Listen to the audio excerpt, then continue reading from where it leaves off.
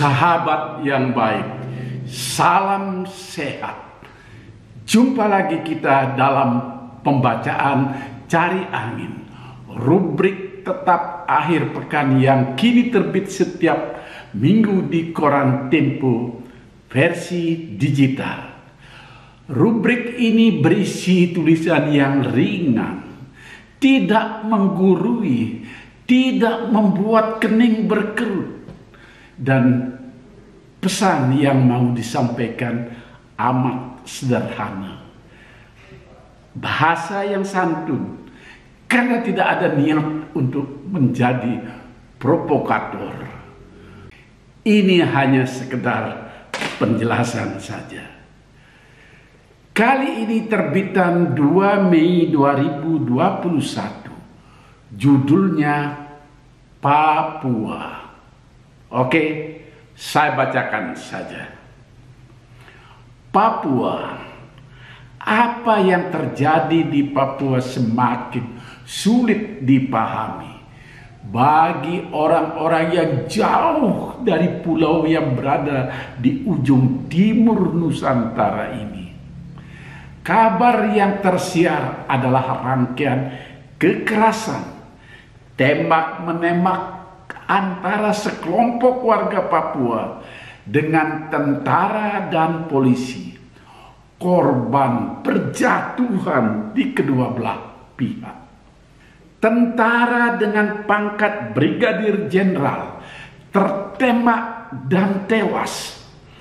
Polisi dengan pangkat terendah dan baru lulus setahun yang lalu dari sekolah polisi negara juga tewas tertembak.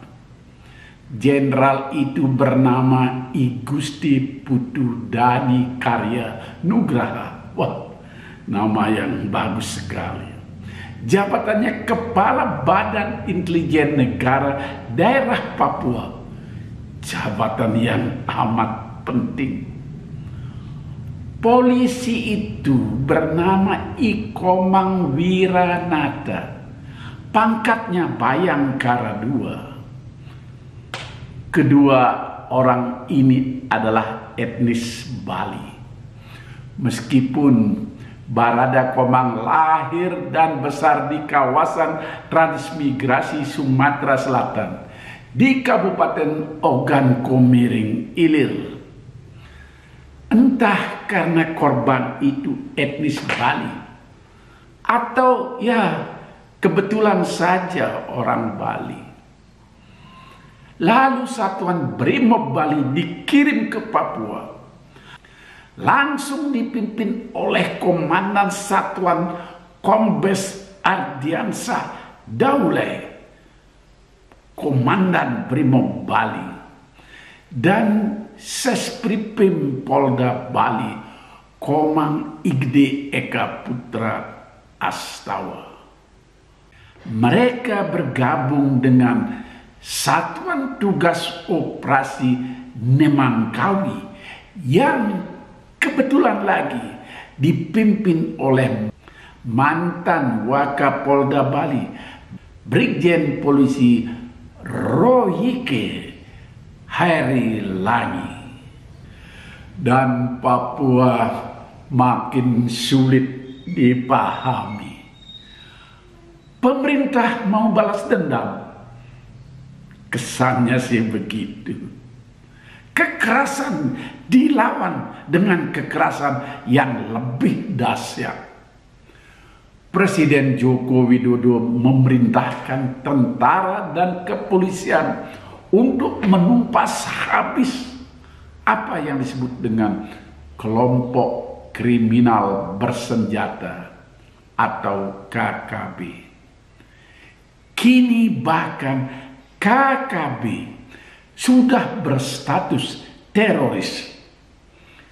Perubahan status ini tentu berujung pada cara melawannya. Juga menyangkut kehadiran militer secara penuh. Termasuk saja mungkin juga anggaran yang bertambah. Status ini langsung diumumkan oleh Menko Polhukam Mahfud MD. Gubernur Papua rupanya tidak diajak bicara dan tidak setuju dengan pelabelan teroris ini. Status teroris ini juga dikecam oleh Komisi Orang Hilang dan Korban Tindak Kekerasan atau biasa disingkat Kontras. Menurut Wakil Koordinator Kontras Rifanli Anandar, pelabelan teroris ini tidak lebih dari upaya pembungkaman terhadap suara-suara yang menuntut keadilan di Papua. Kata Rifanli, Papua pun makin sulit dipahami.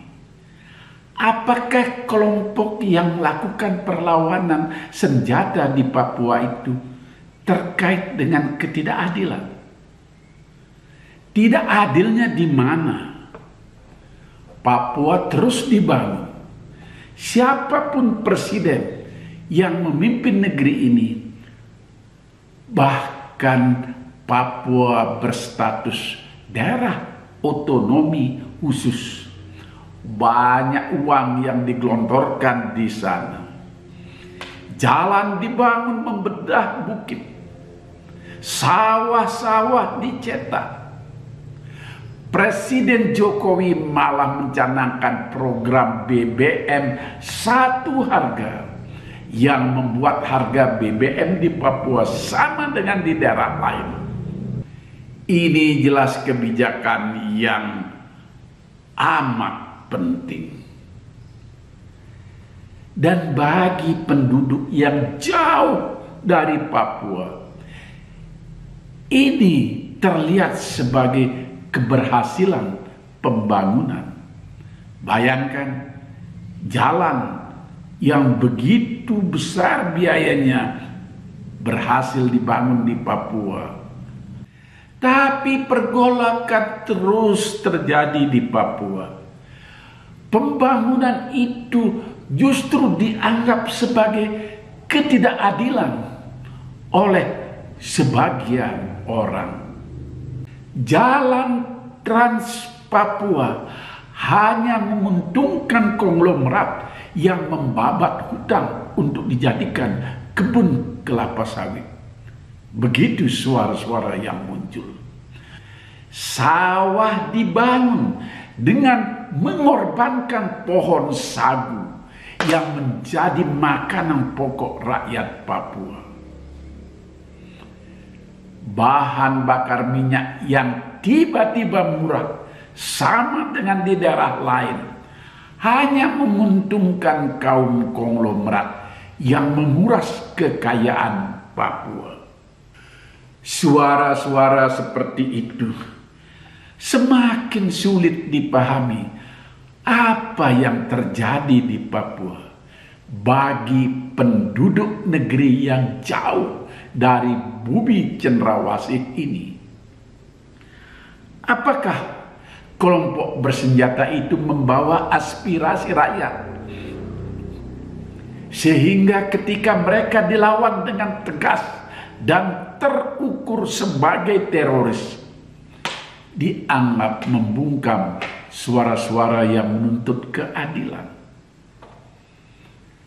Kalau mereka membawa aspirasi warga Papua, kenapa mereka membunuh pendeta, tukang ojek, memperkosa wanita lokal, dan berbagai keonaran lainnya kepada penduduk Papua sendiri?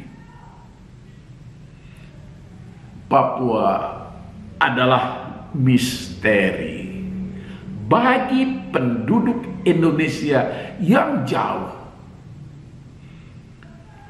Barangkali perlu pendekatan cinta kasih yang dibawa ke Papua, bukan membawa dendam kesumat. Seperti misalnya yang pernah dilakukan Presiden Abdurrahman Wahid, yang mengizinkan dan tidak keberatan orang Papua mengibarkan bendera bintang kejora, simbol identitas budaya mereka. Barangkali kebijakan Gus Dur ini patut ditiru dan dilanjutkan. Ajak orang Papua duduk bersama, memperbincangkan masa depan pulau yang kaya itu. Utamakan dialog dan mari simpan senjata. Gantilah dendam dengan cinta kasih. Demikian sahabat yang baik cari angin kali ini. Mungkin ada sedikit tambahan dari teks yang tertulis. Saya tentu saja mohon maaf terhadap tambahan ini. Semoga kedamaian ada di provinsi paling timur Nusantara ini. Salam hormat untuk warga Papua. Kita orang bersaudara. Sampai jumpa sahabat yang baik. Salam sehat.